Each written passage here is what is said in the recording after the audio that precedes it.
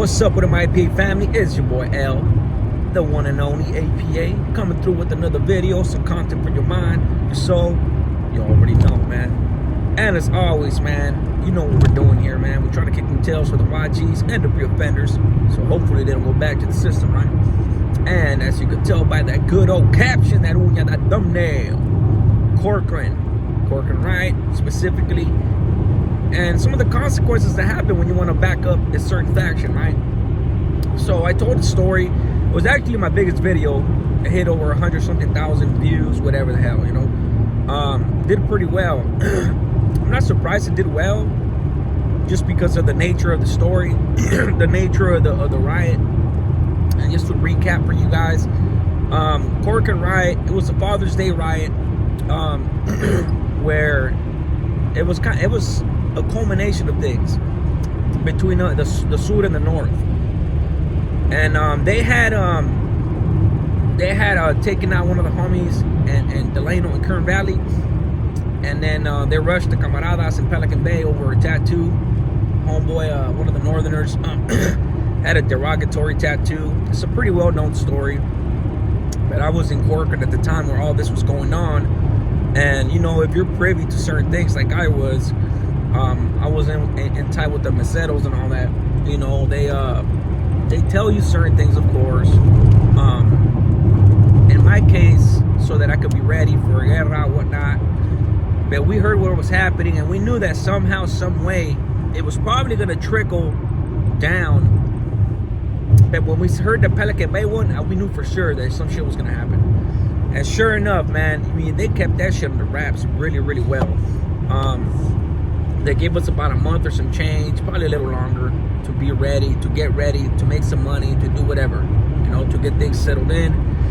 And indeed, we did. I mean, the camaradas had a staff hitting for them, bringing stuff in. So, you know, and I was actually next in line before I got transferred. That would have been a good amount of money that I made, even though I did make good money slanging for the homie. Man, that shit was so easy. But that's a video for another time. But yeah, man. So finally we came down, we kicked it off. Like I told you guys the story. Every single C-section and every block that the Northerners were in, we kicked it off.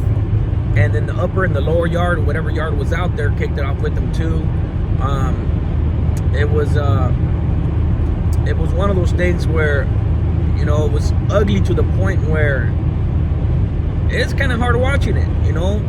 It was kind of hard to watch, you know, having seen dudes get stabbed up, outnumbered, you know, like airlifted, you know, being dragged out with fucking 15, 20 holes in their body. They got pretty vicious. And and one of the blocks, I believe it was 6th block, man, if I'm not mistaken. But I know it was the upper yard. There was when it kicked off in the day room, man, one of the blacks, man, not only did he jump in, but some of the blacks tossed out knives out there for the Northerners. You know, because I mean, the only thing I could think of is they got caught slipping without one, you know, which is really surprising, honestly. But yeah, the blacks freaking threw out a knife out there, and you know, as soon as I heard that, this is what I remember thinking. As soon as I heard, well, this is how I heard about it, because we were locked down, you know. I didn't have no chance to talk to nobody. There was only me and the homie from West 13 on the tier. Everybody else took off on that riot.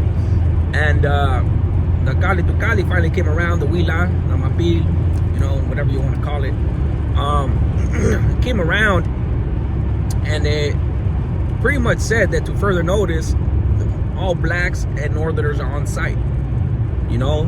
And it encouraged us to get off our cuffs, to fucking do anything that we could to get one of the blacks.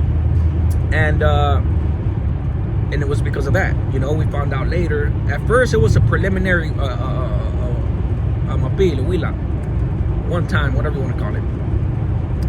But I was left scratching my head. I was like, damn, why the blacks? And obviously, the only thing I could think of is they had to get involved somehow, you know. And I know they didn't get involved in our section, so to me, it's just like, if something did happen, then it wasn't a concerted effort to back them up, throughout the whole prison. You know, I guess them dudes just had a tight relationship, and yeah, so them dudes went to the back, and you know, the blacks were green-lighted for like a good month and a half or so, and then the camaradas ended up pretty much issuing an ultimatum. You know, not that the blacks were weak or nothing like that. Not that, you know, we could issue an ultimatum. It doesn't mean they're gonna listen. They're gonna follow it. But nevertheless, we did. And it pretty much was, you handle these dudes ASAP, or we're gonna handle them back there. You know, because word went back to the back to the oil ASAP, and the homies knew who was who. You know, because they all went to the hole at the same time. So man, they knew who it was. They already had him on the list, whatever. And you know, that was gonna bring up a lot more issues. You know. Not only for us to kick it off on the yard against the blacks, but for having the audacity to back these dudes up, but even in the hole, right? And in the hole, things are supposed to be neutral, you know, from what I understand. I mean, unless it was like the Bulldogs or some shit like that. Usually the hole, like,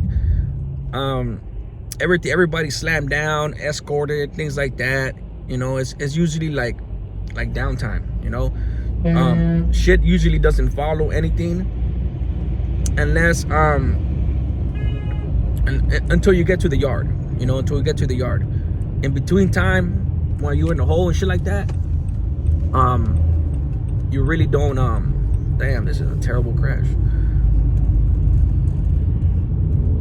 Excuse me. Yeah, but in the meantime, everything's like, you know, cage yard, handcuffed.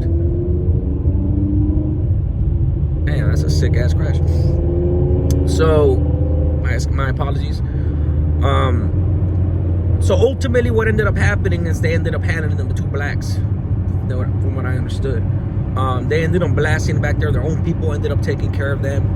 And as soon as that happened, sure enough, the verde was taken off of them, and it's just us and the norteños. And you know, I told you about a bunch of incidents that happened. There's probably a few that I haven't told you about, because it was a 2-year period where we were slammed down, and then we were going at it with the dudes, you know, and man, they were hungry to get us too. You know, make no mistake about that. And I told you a story of medical on one of them, how he took off on us and things like that. But today's story was focused on, if anybody, that's how vicious the camaradas were, the organization that you know, that we fell under. Like, it's no nonsense, you know, it's no mercy. If you have the audacity to go up against us, you're all gonna get it, you know. And you know, we were the soldiers, we were the ones carrying out the orders, and pretty much, you know, making it a reality, you know, while they were stuck in the shoe or whatnot. Because at this point, when this riot happened, we still haven't been through the hunger strikes. The big homies were still locked down in the shoe, and that was pretty much the only way that you could see them, get to them, or you know, get a pass or whatnot. You know, that was the only way you could rub shoulders, so to speak, with them. You know, and the mesa system was a lot more vicious. That's the crazy part. You would think that once these dudes were out on the yard, it would be more vicious, right? And it was serious, of course. You know, business gets handled. But while there was meseros out there and the señores were in the shoe, man, these dudes did the most. The structure was like no other. Shit, I mean, it was dog eat dog when it came to the politics, you know. And that's one area to me that I was relieved. I was relieved because, man, it's one thing to follow the orders of somebody that's actually a main member, and another to follow the orders of some dude that's working for one that thinks he's the shit. You know, he ain't humble, he ain't nothing. Motherfucker, you're right there with us. You ain't any better than us. You know, all you're doing is pretty much fucking babysitting for them and pretty much making their calls. You know, like whatever llamadas they want for the most part. I mean, on a day-to-day basis, you know, you got your bloqueros and you got your section reps and things like that handle business, if it's small enough for them to handle the business. But other than that, it'll trickle up. And if it's one of those things that somebody got to get blasted, that shit got to get cleared.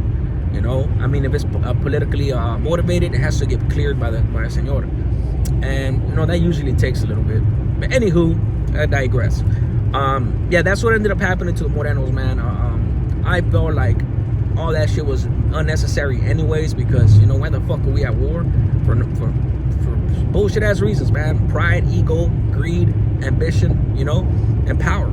You know, it's never gonna stop, but it is what it is. All right, guys, APA, I'm out. There's a lot more coming. We'll see what happens with what transpires with my other platform. I'm still waiting. I haven't heard shit. That's actually good news. That's actually good news, which I'm not worried about it. But until then, we're gonna drop gems right here. We're gonna drop these videos, and matter of fact, when I get my video, my channel back, I'm gonna start dropping all the oldies but goodies on this channel. That way it can spread more, and you guys can see a lot more of the old gems, because I know a lot of people don't get a chance to really go back unless they really have time to see the videos that I've already uploaded. So I'm gonna go back to kind of like on behalf of the 1 year anniversary that we just spent on YouTube, so you guys can check out some goodies, oldies but goodies. But it is what it is, man. One life saved is one life blessed. A smart man learns from his mistakes, but a wise man learns from other people's mistakes. You guys be good.